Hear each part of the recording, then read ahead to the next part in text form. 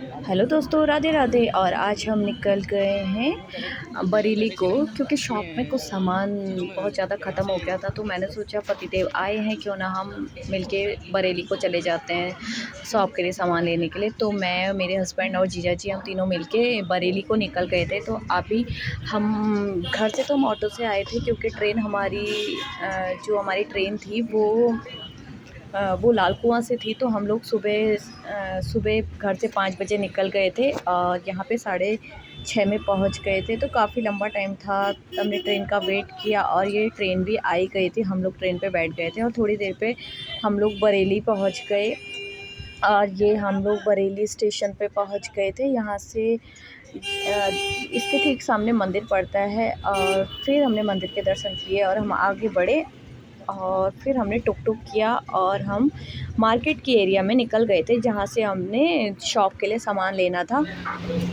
और उससे पहले हम लोगों ने सोचा कि पेट पूजा कर ली जाए, क्योंकि काफ़ी भूख लगी थी। 5 बजे के निकले हुए थे हम और खाना काफ़ी गर्मी थी, लेकिन चाय तो फिर भी बनती है ना, गर्मी हो या कुछ भी हो, लेकिन चाय पीना तो हम पहाड़ियों की आदत है। और उसके बाद हम गलियों में घूमने लग गए थे, मार्केट के अंदर चले गए थे। और सच में यकीन मानो, हमें मार्केट में दुकान का समझ में ही नहीं आ रहा था कि हम किस शॉप में आते हैं करके। हमें मिली नहीं, क्योंकि यहाँ की जो मार्केट है ना, वो 11:30 से 12 बजे के समथिंग खुलती है।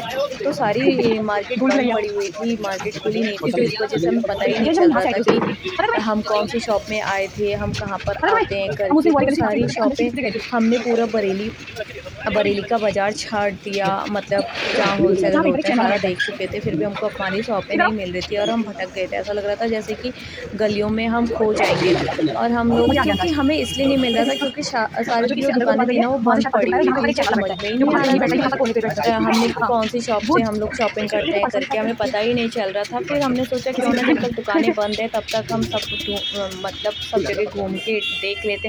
फाइनली हमको शॉप मिल गई जहाँ से हम सामान लेते थे और हमने यहाँ से फटाफट सामानों को पैक करना स्टार्ट कर दिया था। उसके बाद हमने वहीं के बगल की दुकान से भी कुछ सामान लेना था, जो हमने वहीं पर लोकल, मतलब पास की ही शॉप से ले लिया। क्योंकि जो एक शॉप थी जो हमको बिल्कुल ही मिली नहीं, उसका एड्रेस हमने बहुत लोगों से पूछा, लेकिन वो शॉप हमको मिली ही नहीं।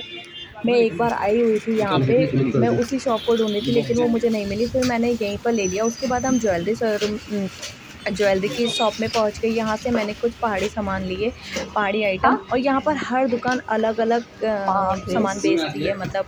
तो इस वजह से फिर हमने कुछ पर्स लिए, पहाड़ी ज्वेलरी ली और कॉस्मेटिक का सामान लिए। तो अलग अलग जगहों पे जाना पड़ रहा था। देख सकते हैं आप किस टाइप की जगह है, यहाँ गलियाँ हैं, सुनसान है, पतली सी गलियाँ। यहाँ पे सामान को हाथ में और सर पे ही लेके बाहर निकला जा सकता है, क्योंकि ऑटो रिक्शा तो इसके अंदर आता नहीं है, क्योंकि गलियाँ काफ़ी पतली सी हैं।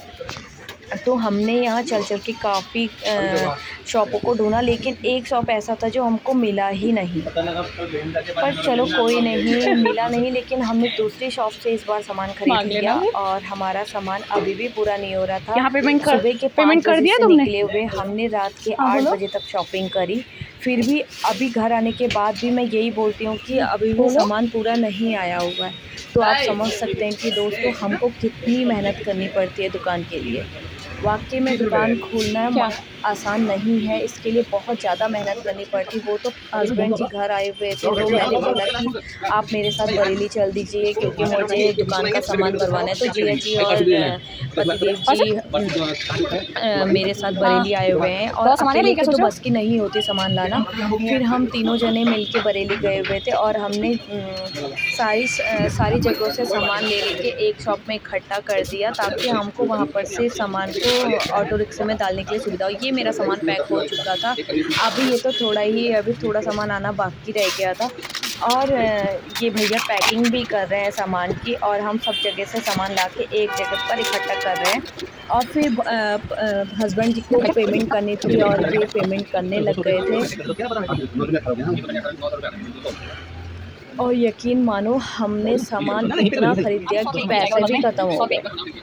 और हमने सोचा नहीं था कि हम इतना सारा सामान खरीदेंगे।